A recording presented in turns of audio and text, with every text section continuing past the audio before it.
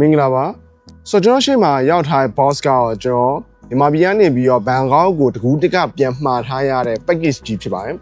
ဆိုတော့ကျွန်တော်ကရှေ့မှာဗီဒီယိုတစ်ခုလုပ်ထားဖို့တယ်အဲ့ဒါကမြန်မာ jersey ဒီ player version နဲ့ fan version ကို review လုပ်သွားပါဘောအဲ့ jersey ရောဆိုလဲကျွန်တော်မြန်မာပြည်ကနေပြန်မှာရပါဘောဒါတော့ဒုတိယတစ်ခေါက်ကျွန်တော်မြန်မာပြည်ကနေပြီးတော့ထိုင်းကိုပြန်ပြီးတော့တကူးတကမှာထားတဲ့ jersey ဖြစ်တယ်ဆိုတော့ဒီ jersey ရောဘောလုံးနဲ့ပတ်သက်တဲ့ jersey ရောမဟုတ်ဘူး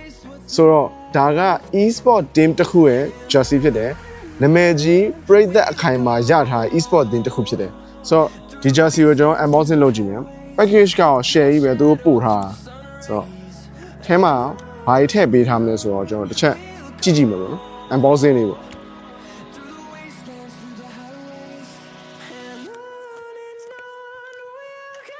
โอ้ logo စတွေ့နေရပြီ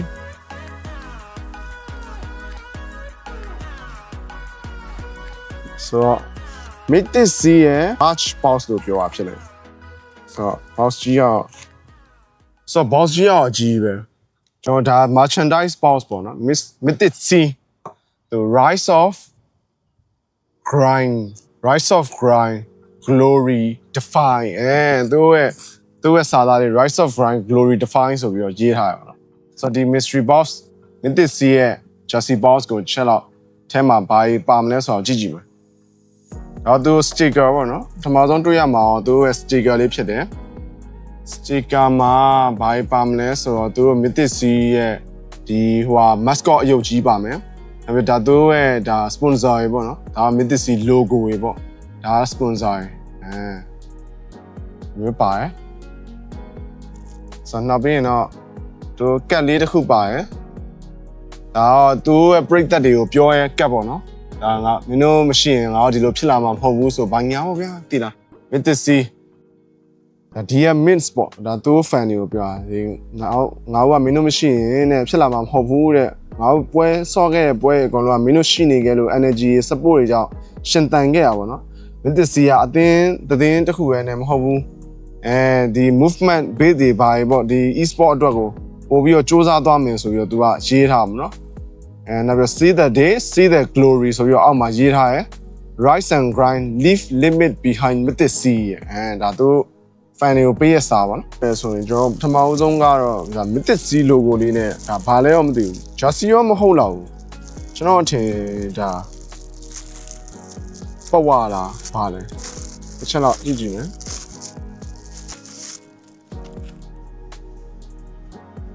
tote bag so tote bag လေးဒီက Mythic C merchandise အတွက် tote bag လေး Mythic C ဆိုပြီးတော့ထလာပေါ့နော်ဒီလိုမျိုးကျွန်တော်လွယ်ပြီးတော့သွားလို့ရရော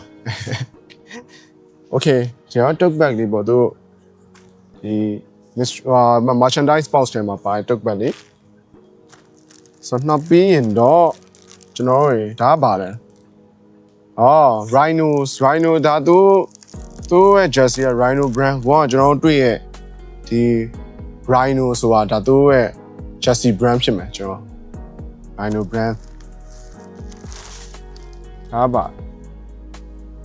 ဒါဘောင်းမီ truck suit truck ဘောင်းမီပေါ့ဘောင်းမီရှည်ကျွန်တော်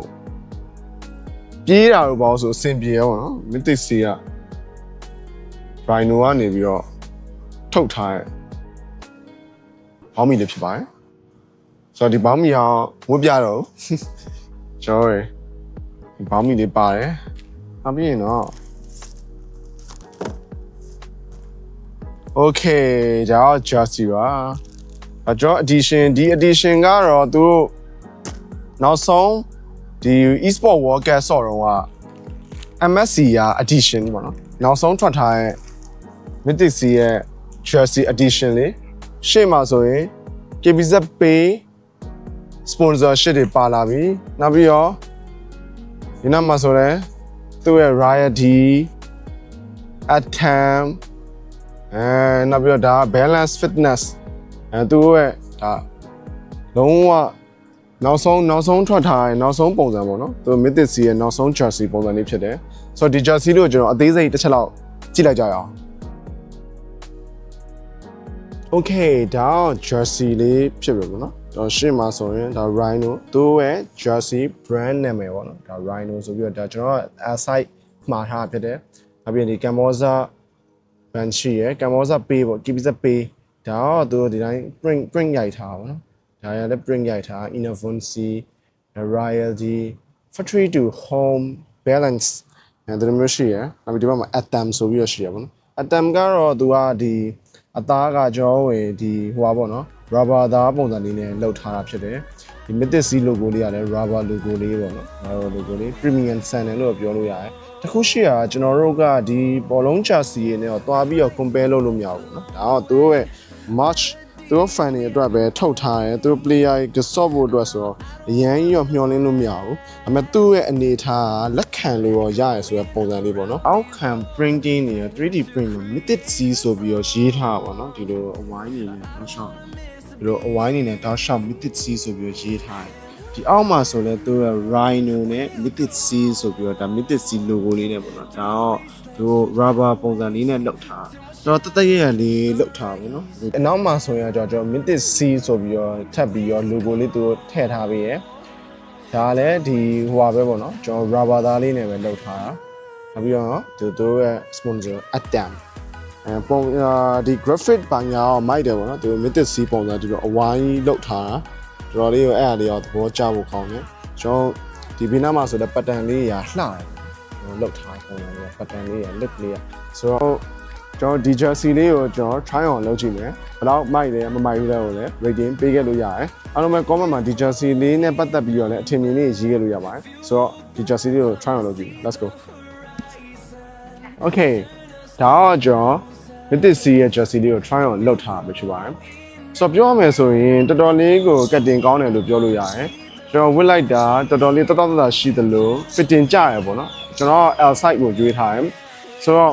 ဒီ Mythic C jersey ကကျွန်တော်ဒီ merchandise တွေကနည်းနည်းလေးတော့ pre-order မှာရတယ်နည်းနည်းလေးကြာတတ်တယ်လို့ပြောတတ်တယ်မှာကျင်တော့သူတို့ရဲ့ Mythic C official e-sport page တွေမှာမှာလို့ရပါတယ်အော်ကျွန်တော် try on လုပ်ထားတဲ့ jersey ပုံစံလေးဖြစ်ပါတယ်